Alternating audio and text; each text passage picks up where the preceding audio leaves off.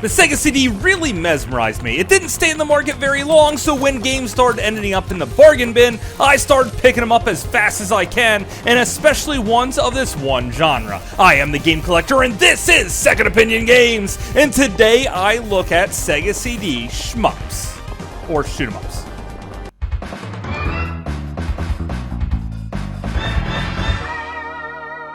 Second Opinion Games.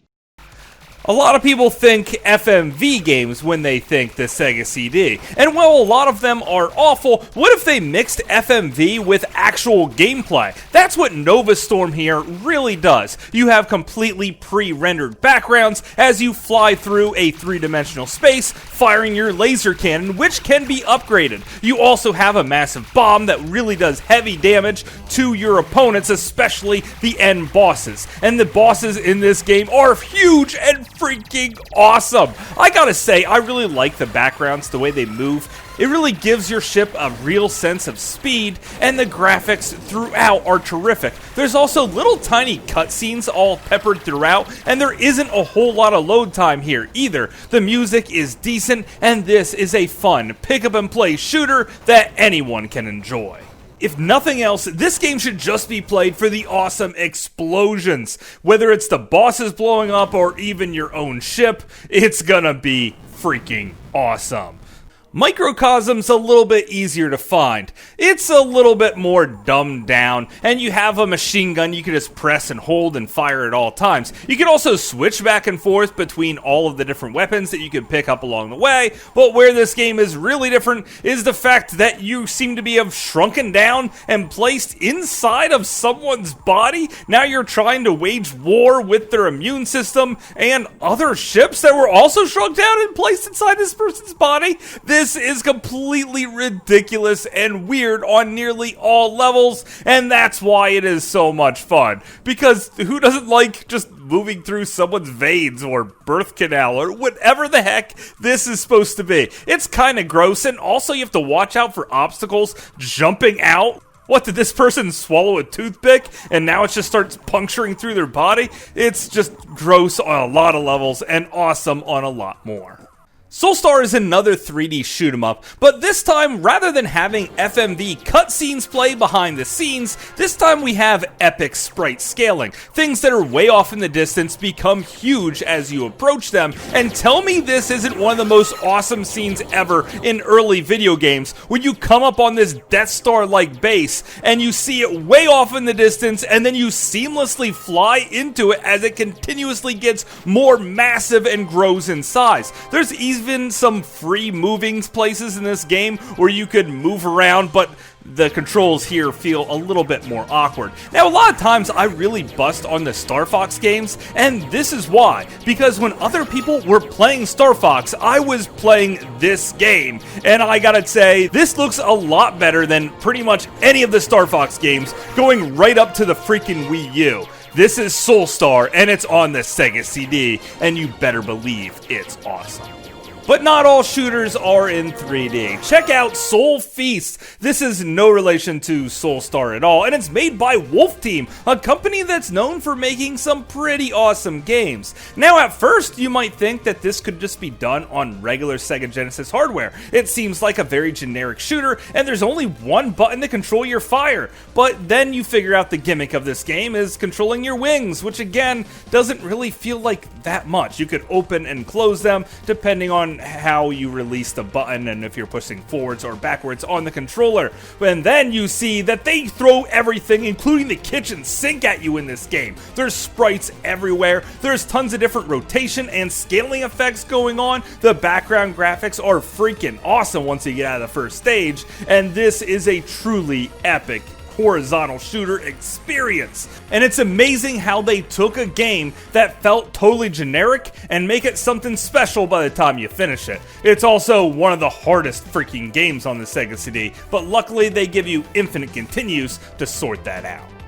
Kenos Flying Squadron's kind of unique. It starts off with some really boring political talk, and then it jumps into a cartoon where an old lady is somewhat abusing this little 12-year-old girl, and then she abuses her dragon Spot. When you jump into the game, you'll notice that it's a cute 'em up, but it's one of the most awesome ones ever. and you'll be shooting down lots of stuff. You could pick up a spread, you could pick up bombs, you could pick up other homing dragons that fire on evil raccoons that you have to take down at all costs. There is a huge storyline here, and I did a full review on it on one of my previous videos, so you really should check it out. This one is also one of those holy grail games to find because it is worth a fortune. Probably because your main protagonist is a 12-year-old girl, which for some reason in Japan oddly sexualizes in really weird ways. This game is kind of a blast from start to finish, and it's one that everyone should check out, but no one can afford.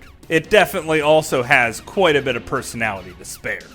Another holy grail shoot 'em up is Android Assault. This is a epic shoot 'em up where you blow apart everything in sight. There's 3 different weapons here. There's homing missiles that seem to be a little bit weaker, but are freaking awesome. Your Vulcan cannon spread shot and lasers. Also, there's a little bit of a gimmick here. When you're not shooting, you're charging up this meter and unleashing a massive attack. Now the missiles, they're really neat, but your charge attack seems to just wipe out everything on the screen, but you're not shooting anything while this special move is going on. The lasers are awesome for boss battles, but really kind of suck for your regular enemies, and the Vulcan shot's kind of the best of both worlds, but it isn't super good at taking down the boss battles. And also, you could turn into a giant mech robot when you're fully powered up. The gameplay is fast, the music is hard-rocking, and there is definitely a reason why this game is so expensive. It's probably because it's one of the best shooters of all times. But that rockin' music isn't as good as our next game. Lords of Thunder.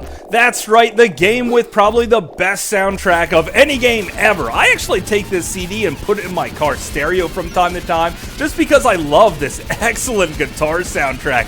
Man, this blows me away. Also, the gameplay itself is tight and fast. In between levels, you could visit this magic shop girl and level up your character. You only have 1 life here, so you better use it to the best of your abilities. You'll be picking up gems to try and earn extra continues and more lives, and bombs that wipe everything from the screen. And you could also pick from 4 different characters, and you could do so at the end of each level. You could also do this Mega Man style where you could pick which level you want to start off the game on. So if you really suck at one, then you could power up on another stage and then come back and beat that stage later. Yeah, this is the complete package. I really like the wind with all the electricity firing everywhere. Also, the fire guy is super OP. And one more thing, when you get in close, you slash with a sword for epic amounts of damage to your enemies. However, this leaves you open to massive attacks, and you'll get hit quite often just trying to slash your foes to death. This is truly an epic experience that everyone has to play,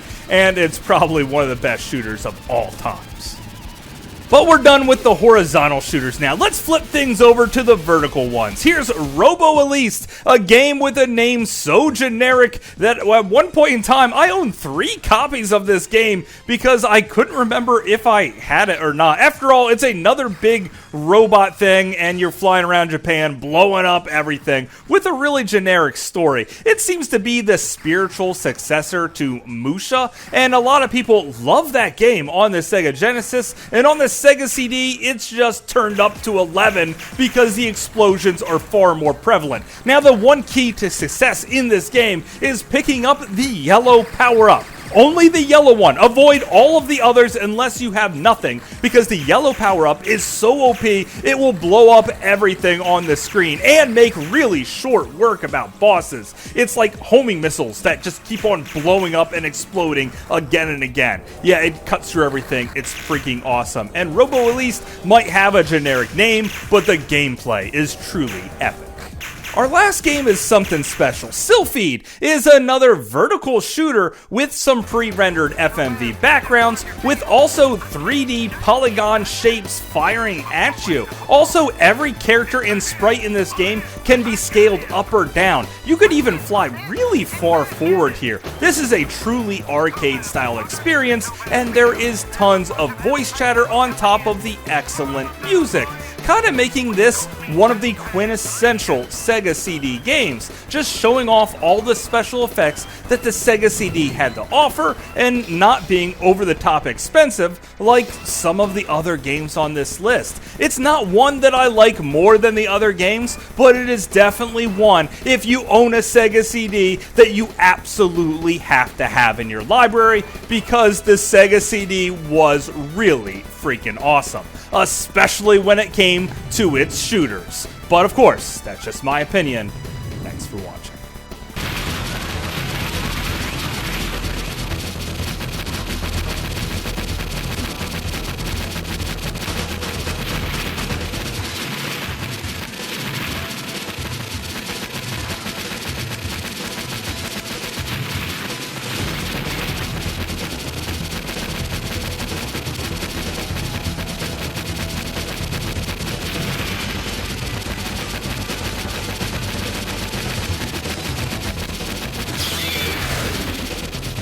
Hopefully you guys enjoyed this video. I had a great time making it. The Sega CD is truly an underrated system, and it has some of the best shooters ever. Now, this isn't all of them, because there's some cockpit view ones that I really don't like very much. I'm more of the straight up shoot 'em up style, and that is where the Sega CD really shines. Also, the load times in all of these games are terrific.